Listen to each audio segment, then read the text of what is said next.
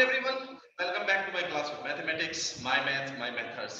हम कर रहे हैं क्लास 10th में टॉपिक क्वाड्रेटिक इक्वेशन चैप्टर 4, जिसकी दो एक्सरसाइज हम कर चुके थे, जिसमें हमने किया था factorisation method of solving a quadratic equation and completing square method of solving a quadratic equation. Quadratic equation को सॉल्व करने के लिए फैक्टराइजेशन मेथड और स्क्वायरिंग कंप्लीटिंग मेथड हम कर चुके हैं। क्वाड्रेटिक फॉर्मूला भी हमने पढ़ा था और इसकी एक्सरसाइज में इसका यूज भी स्टार्ट कर दिया था। एक्सरसाइज 4.3 हम कर रहे हैं। क्वेश्चन थर्ड तक कंप्लीट है, अभी हम स्टार्ट करने जा रहे हैं फोर्थ क्वेश्चन है the age of Rahman before 3 years, the reciprocal of age of Rahman before 3 year and after 5 years, the sum of the reciprocal is 1/5. The sum of reciprocal of age of rahman before 3 year and after 5 year is given as 1/3. Find Rahman's present age. ये question है। तो हम मान लेते हैं let Rahman's present age equal to x. हमने मान लिया रहमान की जो प्रेजेंट में एज है वो उसकी x है। Then age before 3 year, 3 साल पहले उसकी एज क्या होगी? अभी x है तो 3 साल पहले उसमें से 3 माइनस होगा तो x - 3 and age after 5 year, अब से 5 साल बाद उसकी एज क्या होगी? अब जो एज है उसमें 5 प्लस कर देंगे तो x प्लस 5 इयर्स। अब क्वेश्चन में लिखा है सम ऑफ द रेसिप्रोकल, इस एज का रेसिप्रोकल 3 साल पहले जो एज थी उसका रेसिप्रोकल 1/, में हो जाएगा और 5 साल बाद जो होगी उसका रेसिप्रोकल वो भी 1/। देन इन दोनों का जो सम है वो दे रखा है 1/3 के इक्वल। Find x means present age of Rahman हमने निकालना है। तो क्या करते हैं हम पहले इसको फ्रैक्शन खत्म करते हैं। For that taking the LCM लेते हैं x - 3 into x + 5, ये हमारा एलसीएम रहेगा। x - 3 से x - 3 कैंसिल आउट, जो बचेगा उसको बाकी से मल्टीप्लाई मींस x + 5 आ जाएगा। अब हम यूज कर देते हैं ब्रैकेट, क्योंकि कई बार यहाँ माइनस होता है, मिस्टेक होने के चांसेस होते हैं और उस चांसेस से बचने के लिए हम क्या करते हैं यहाँ ब्रैकेट यूज कर देते हैं। अब इधर x + 5 से x + 5 कैंसिल होगा, जो बचेगा उसको ऊपर वाले से मल्टीप्लाई हो जाएगा। बचा क्या हमारे पास? ये कैंसिल हुआ, ये बचेगा। नाउ मल्टीप्लाई दैट 1 को x - 3 से करेंगे तो x - 3 होगा इक्वल टू 1/3 c। अभी इसको थोड़ा सिंपलीफाई करते हैं और फिर करेंगे हम क्रॉस मल्टीप्लाई। ब्रैकेट सोल्व करते हैं ऊपर, ब्रैकेट सोल्व करेंगे ये x + 5 प्लस है तो सेम साइन रहेगा x - 3 और डिनोमिनेटर में क्या है, दोनों ब्रैकेट्स मल्टीप्लाई है तो मल्टीप्लाई करते हैं। x को x से करेंगे x², x को +5 से मल्टीप्लाई करेंगे तो 5x होगा, -3 को x से मल्टीप्लाई करेंगे -3x होगा और -3 को +5 से मल्टीप्लाई करेंगे तो -15 हो जाएगा। 3 को 5 से मल्टीप्लाई इक्वल्स टू क्या है हमारे पास 1/3। Now let us cross multiply them. अब इनको हम क्रॉस मल्टीप्लाई करते हैं। क्रॉस मल्टीप्लाई करने के लिए नीचे ये कितना है, ये ऊपर की तरफ x + x 2x है, ठीक है। 2x को हम 3 से मल्टीप्लाई करेंगे तो 6x बनेगा, या कोई दिक्कत नहीं वैसे ही लिख लो। x को 3 से किया 3x, मैं शॉर्ट में कर ही देता हूं। x ये 2x multiply 3 it is 6x plus 5 और -3 प्लस 2 बचेगा और +2 की 3 से मल्टीप्लाई 2 की 3 से multiply 6 equal to right side पे क्या बचेगा हमारे पास, 1 को मल्टीप्लाई करते हैं x² से, ये लो x², यहाँ प्लस का 5x और माइनस का 3x प्लस का 2x बचेगा और उस 2x को 1 से मल्टीप्लाई करेंगे तो ये लो 2x। -15 है उसको 1 से मल्टीप्लाई करेंगे, ये है -15। सारी टर्म्स हम एक तरफ कलेक्ट कर लेते हैं, इकट्ठी कर लेते हैं। तो यहाँ था हमारे पास x² जिस साइड है वहां इकट्ठा करते हैं। x² प्लस 2x -15 6x, यहां से इक्वल टू से जब दूसरी साइड लेके जाएंगे साइन चेंज होगा, it will be -6x and +6, ये भी इक्वल टू से दूसरी साइड जाएगा तो -6 बनेगा। इक्वल टू में क्या बचेगा यहाँ पे 0। जब इक्वल टू में 0 है तो आप लेफ्ट साइड लिखो या राइट साइड कोई फर्क नहीं पड़ता, क्योंकि 0 इक्वल है तो इक्वल टू 0 ही रहेगा। Now it is x square plus 2x and minus 6x minus 4x बनेगा, minus 15 and minus 6, 15 and 6 minus 21 equals to 0, ये हो गया। अब इसको हमें सॉल्व करना है। हमारे पास तीन मेथड है, हम कोई भी यूज कर सकते हैं, फैक्टराइजेशन मेथड, कंप्लीटिंग स्क्वायर या क्वाड्रेटिक फॉर्मूला। ठीक है, मैं इसको क्वाड्रेटिक फॉर्मूला से करवा देता हूं क्योंकि क्वाड्रेटिक फॉर्मूला के ऊपर बेस ये एक्सरसाइज है। क्वाड्रेटिक फॉर्मूला के लिए हम इसको क्या करेंगे, compare with this ax square plus bx plus c equals to 0, इसके साथ हम कंपेयर करेंगे। तो a कितना आ जाएगा कंपेयर करने पर, we got a equal to 1, b कितना होगा, हमारे पास x का कोएफिशिएंट है b means -4 and c equals to -21। Then we will find the discriminant d. Discriminant कितना होता है, we know that it is equals to b square minus 4ac, b square minus 4ac। चलिए simplify करते हैं इसको, b square कितना है, b का स्क्वायर मींस -4 का square -4 multiply a which is 1 multiply c -21, तो -4 का स्क्वायर हो जाएगा +16 माइनस मल्टीप्लाई माइनस ये प्लस 84, 16 और 84 100, d की वैल्यू आई 100 जो कि ग्रेटर देन 0 है, और हमें पता है कि d की वैल्यू जब ग्रेटर देन 0 होती है तो क्वाड्रेटिक इक्वेशन का सॉल्यूशन कैसा होता है, real solution and unequal solutions. Real solution होंगे और उसके अनइक्वल या डिस्टिंक्ट सॉल्यूशन होंगे। सो real and unequal solution and unequal solution, तो इस क्वाड्रेटिक इक्वेशन की जो सॉल्यूशन है वो रियल होंगे और अनइक्वल होंगे। फाइंड करते हैं सॉल्यूशंस क्या है। सॉल्यूशन होगा हमारे पास formula x equal to minus b, formula क्या था, minus b plus minus root of d upon 2a, ये फॉर्मूला था। d की जगह पे आप चाहो तो ये भी लिख सकते हो क्योंकि d इसके इक्वल होता है, d की जगह पे आप चाहो तो b स्क्वायर माइनस 4ac भी लिख सकते हो, एक ही चीज है। Put up the value, b की वैल्यू कितनी है हमारी -4 और माइनस यहां ऑलरेडी है तो माइनस माइनस क्या बनेगा प्लस, या ऐसे लिख लो माइनस और b की value -4 plus minus root d की वैल्यू हम निकाल चुके हैं पहले से, d की वैल्यू कितनी आई है 100 अपॉन 2a, 2 मल्टीप्लाई a को कितना था क्वेश्चन में हमारा 1, a की वैल्यू है 1। ये वैल्यू हाईलाइट कर लो क्योंकि इनकी जरूरत बार-बार में पड़ती है। सो x इक्वल टू कितना आएगा, minus multiply minus plus 4 plus minus 100 का रूट कितना हो जाएगा 10 and divided by 2, plus minus दो साइन है तो एक बार प्लस से सोल्व करेंगे और एक बार माइनस से, तो x इक्वल टू एक बार हम लेते हैं प्लस साइन 4 प्लस 10 अपॉन 2 और दूसरी बार हम लेते हैं minus sign 4 minus 10 upon 2, 4 plus 10 14 upon 2 कितना हो गया 7, एक तो यहां से वैल्यू आई हमारे पास, दूसरी वैल्यू निकालते हैं 4 माइनस 10 कितना हुआ -6 और -6 को 2 से डिवाइड करेंगे तो -3, एक वैल्यू ये आई। अब x हमने क्या माना था, x हमने मानी थी एज कभी माइनस में नहीं होती किसी की, -3 -5 एज ऐसे कभी नहीं होती, so this will be reject, ये हो गया रिजेक्ट। तो हमारा आंसर क्या होगा, x equal to 7 means present age of Rahman is, present age of Rahman is equals to 7 years, ये आंसर बन जाएगा।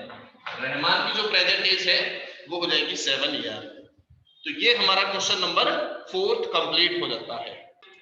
नेक्स्ट 5th क्वेश्चन है, the marks of Cephali in a class test, the sum of marks of Cephali in mathematics and English is 30। Mathematics के test में, class test में Cephali के maths के marks और इंग्लिश के मार्क्स का जो सम है वो 30 दे रखा है। ये कहता है had she got 2 marks more in mathematics and 3 marks less in English, लेकिन अगर उसके मैथ्स में 2 मार्क्स ज्यादा होते और इंग्लिश में 3 मार्क्स कम होते तो उसके दोनों मार्क्स का जो प्रोडक्ट है वो 210 होता। Find the marks in two subject. अब दोनों सब्जेक्ट में उसके मार्क्स क्या क्या हैं ये बताना है। तो हमने मान लिया let marks in mathematics equals to x। Maths में उसके मार्क्स मान लिए x है, तो इंग्लिश में कितने होंगे? इंग्लिश और मैथ का सम 30 लिखा था क्वेश्चन में। मैथ्स में x है तो इंग्लिश के कितने बचेंगे? 30 माइनस x। ओके, अब अकॉर्डिंग टू क्वेश्चन के अकॉर्डिंग क्वेश्चन में क्या लिखा है भाई? क्वेश्चन में लिखा कि अगर उसके मैथ्स में 2 मार्क्स ज्यादा होते और इंग्लिश में 3 मार्क्स कम होते। चलिए, मैथ्स में अभी मार्क्स है x, ठीक है, लेकिन अगर इसके 2 मार्क्स ज्यादा होते तो मैथ्स में कितने बन जाते? x + 2, है ना। और इंग्लिश में अभी कितने हैं? 30 माइनस x। लेकिन ये कहता अगर इंग्लिश में 3 मार्क्स कम होते मतलब -3 ये होते, तब इन दोनों का प्रोडक्ट 210 हो जाता है। ये क्वेश्चन है, यानी कि इन दोनों की जो मल्टीप्लाई है वो कितनी है? 210। अब हमें फाइंड करना है क्या? x। एक बार फिर से, मैथमेटिक्स में उसके मार्क्स मान लिए x है, तो इंग्लिश में कितने होंगे? 30 माइनस x, क्योंकि दोनों का सम इसने 30 लिखा है, ठीक है। अब ये कहता है कि अगर मैथमेटिक्स में इसके 2 मार्क्स ज्यादा होते तो x + 2 हो जाएगा। x थे ना, अगर 2 ज्यादा है तो x + 2 होगा। और इंग्लिश में 3 मार्क्स कम होते, इंग्लिश में ये मार्क्स है प्रेजेंटली, लेकिन अगर इसके 3 कम होते ये होते, तो इन दोनों का जो प्रोडक्ट है वो 210 होता है। ये लिखा है क्वेश्चन में, तो इन दोनों का प्रोडक्ट हमने 210 रख लिया। अब इसको सॉल्व करते हैं। क्या हो जाएगा? ये है हमारे पास x + 2 मल्टीप्लाई बाय 27 में से 3 30 में से 3 माइनस होगा 27 और माइनस में x होगा, कहीं तो रहेगा, इक्वल टू 210। अब इनको मल्टीप्लाई करते हैं दोनों ब्रैकेट्स को। x को पहले मल्टीप्लाई करेंगे 27 से तो 27x होगा, फिर x को मल्टीप्लाई करेंगे -x से, प्लस की मल्टीप्लाई माइनस से -x², x की होगी दोनों से। अब 2 को करेंगे दोनों से, 2 को 27 से करेंगे तो 54 और 2 को -x से करेंगे तो -2x, 2 की भी दोनों से होगी, इक्वल टू में कितना बच गया? 210। अब सारी चीजें हम एक तरफ ले जाते हैं, एक तरफ इकट्ठी कर लेते हैं। जब भी हम ये क्वाड्रेटिक इक्वेशन बनाए तो कोशिश करो x² जो है वो पॉजिटिव रहे, उससे सॉल्व करना इजी रहता है। यहाँ x² क्या है? नेगेटिव है, इसलिए हम x² वाली टर्म को दूसरी तरफ ले जाएंगे, यानी कि इनको सबको दूसरी तरफ ले जाओ। अभी तक हम नॉर्मली ये करते थे, इसको उधर लाते थे, इसमें इसको ले जाओ, आसान रहेगा। वैसे इसको भी ला सकते हैं, कोई दिक्कत नहीं है, बट x² को पॉजिटिव बनाना जरूरी है, इसलिए हम इन सबको उधर ले जाते हैं। जब इन सबको उधर ले जाएंगे तो यहाँ क्या बचेगा? 0। x² उधर जाएगा, क्या बनेगा? प्लस। 27 उधर जाएगा, क्या बनेगा? माइनस। उसके बाद एक टर्म भूल गए, ये -2x उधर जाएगा, क्या बनेगा? प्लस। 54 उधर जाएगा, बनेगा माइनस, और 210 पहले से ही है वहां पे प्लस, इक्वल टू क्या हो गया? 0। मींस x² माइनस का 27x और प्लस का 2x, -25x, -54 और प्लस 210 प्लस 166 बचेगा ना, 156 इक्वल्स टू कितना था? 0। ये तो इक्वल्स टू 0, ये बन गई क्वाड्रेटिक इक्वेशन। अब इसको हमने सॉल्व कर लेना है किसी भी एक मेथड से, 3-4 मेथड से हमारे पास। क्वाड्रेटिक मेथड में एक करवा दिया, अब इसको फैक्टर मेथड से कर लेते हैं। फैक्टर मेथड में क्या था भाई? हमें ऐसे नंबर चाहिए जिनकी मल्टीप्लाई इसकी इक्वल यानी कि 156 हो, 156 होनी चाहिए मल्टीप्लाई, और उनको प्लस करने पर कितना आना चाहिए? 25 आना चाहिए। प्लस करने पर 25 आए और मल्टीप्लाई 156 हो, तो ऐसे फैक्टर फाइंड करने की कोशिश करते हैं। क्या करेंगे? जिनका सम होना चाहिए 25। चलो हम ऐसे नंबर देखते हैं जिनका सम 25 है। 1 और 24, इसकी सम 25 होती है। 25 चाहिए ना अपने को, प्लस करने पर 25 होना चाहिए। 1 और 24 का प्लस 25 होता है, लेकिन मल्टीप्लाई 156 नहीं आ रही, छोड़ दो। कितनी आई? 24, बहुत छोटी है, हमें बड़ी चाहिए। हम सीधा एक जंप लेते हैं, 10 की और 15 की सम 25 होना चाहिए ना, 10 और 15 का सम 25 होता है और मल्टीप्लाई कितना आया 150, लगभग आसपास आ रहा है। हमें 156 चाहिए, 150 आ रहा, आसपास आ रहा है। एक एक स्टेप आगे चलेंगे। 11 को 14 से करेंगे, 12 को 13 से करेंगे। अब देखिएगा इनका भी सम 25 है, इनका भी 25 है, तो या तो इसका आएगा या तो इसका। ये तो पॉसिबल ही नहीं है। कैसे? मल्टीप्लाई करके देख लो कितना हो जाएगा, 154 हो जाएगा, नहीं आएगा ना 156। 12 और 13 की मल्टीप्लाई करेंगे, ये 156 बन गया ना। तो इसके जो दो पेयर है वो ये बनेंगे 12 और 13। तो एक बन गया हमारे पास 12x और एक 13x प्लस में 156 यू का वैल्यू। अब हमें देखना है साइन किसके साथ क्या आएगा। बताया है हमेशा ये साइन किसके साथ आता है, बड़ी टर्म के साथ। जो साइन यहाँ पे होगा x वाले टर्म का जो साइन होगा इसमें, वो हमेशा यहाँ बड़ी टर्म के साथ जाएगा। बड़ी टर्म क्या है ये, यहाँ आएगा माइनस। अब दूसरा साइन सोचना है। दूसरा साइन कहां से पता चलेगा, इसको देख के। अगर ये साइन प्लस हो, ध्यान से सुनना, अगर ये साइन प्लस हो तो इन दोनों का साइन एक जैसा होता है, और अगर यहाँ माइनस हो तो इन दोनों का साइन अलग अलग होता है। अब हमारे पास क्या है, यहाँ पे प्लस है, इसका मतलब ये दोनों साइन क्या आएंगे, एक जैसे आएंगे। यहाँ माइनस है तो यहाँ क्या होना चाहिए, ये भी माइनस होना चाहिए, एक जैसे बनते। अब निकालते हैं कॉमन, बस अब तो कॉमन निकालना बाकी रह गया। कॉमन निकालो और फैक्टर आ जाएगा। तो क्या आ जाएगा, इन दोनों में से x कॉमन, तो यहाँ बचेगा x और यहाँ x निकल गया तो बचेगा 12। माइनस कॉमन, दोनों 13 से डिवाइड होते हैं, 13 कॉमन, माइनस से माइनस कैंसिल, 13 से 13 कैंसिल, x। और यहाँ प्लस से माइनस कैंसिल होगा, माइनस 156 से 13 कैंसिल होगा, 12 इक्वल टू 0। अब x माइनस 12 x माइनस 12 दोनों ब्रैकेट एक जैसी बन रही है, तो x माइनस 12 कॉमन अंदर क्या बच गया, उस ब्रैकेट में x और यहां से बच गया माइनस का 13 इक्वल टू 0। दो टर्म्स की मल्टीप्लाई क्या है, 0।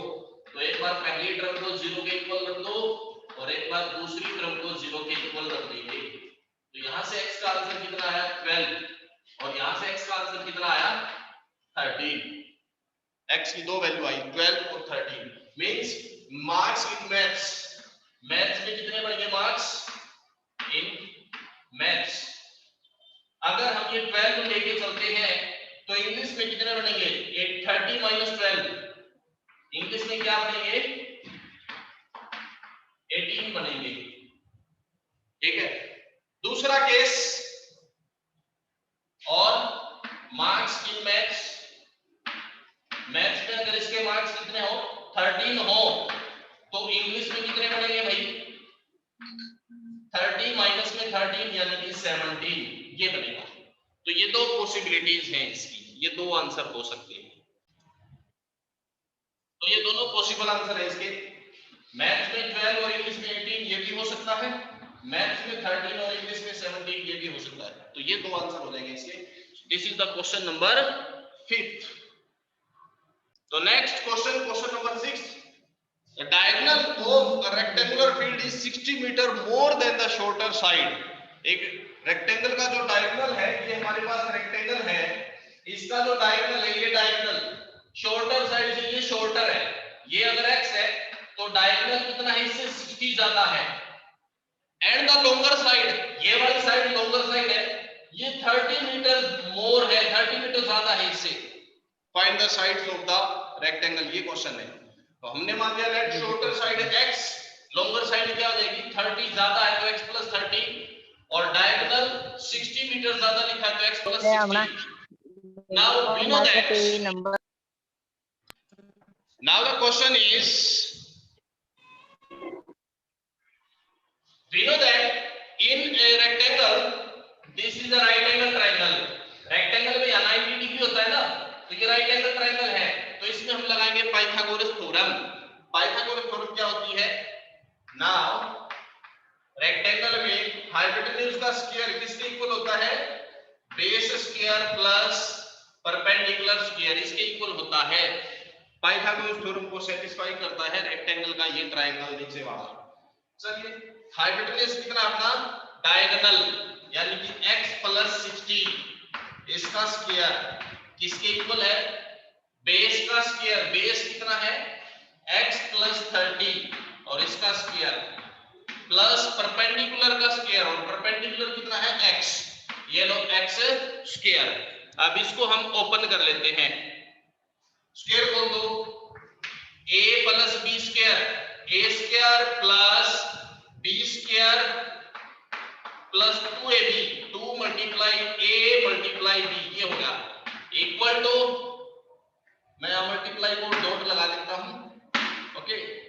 सेकंड साइड यहां पे भी a प्लस b स्क्वायर, तो a square plus b square plus 2ab, 2ab और प्लस में ये x स्क्वायर सेम रहेगा, तो कितना हो गया लेफ्ट साइड में x स्क्वायर 60 का स्क्वायर 3600, 2 मल्टीप्लाई 60 हो गया 120x इक्वल टू यहां पे x स्क्वायर 30 का स्क्वायर 900, 2 मल्टीप्लाई 30 60x और प्लस में x स्क्वायर। सारी टर्म एक तरफ कलेक्ट कर लेते हैं, इनको उठा के उधर ले जाओ, तो वहां पहले से क्या था अपने पास, चलो ऐसे रो एक x स्क्वायर से x स्क्वायर कट कर देते हैं, ठीक है।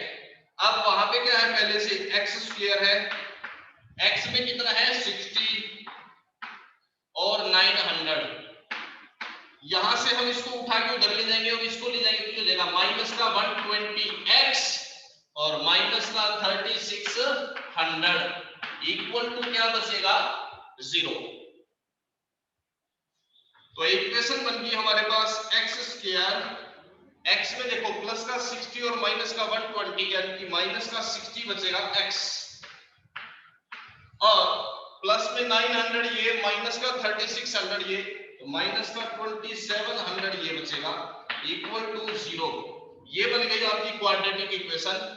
अब इसको सोल्व करना है, आप इसके लिए कोई भी एक मेथड यूज कर सकते हैं, factorisation method, completing square method या क्वाड्रेटिक फॉर्मूला, तीनों में से कोई भी मेथड यूज करके और इसको सॉल्व करेंगे। फैक्टराइज करोगे तो 90 और 30 फैक्टर बनेंगे इसके, तो इसको आगे कंप्लीटली सॉल्व आप अपने आप कर लेंगे।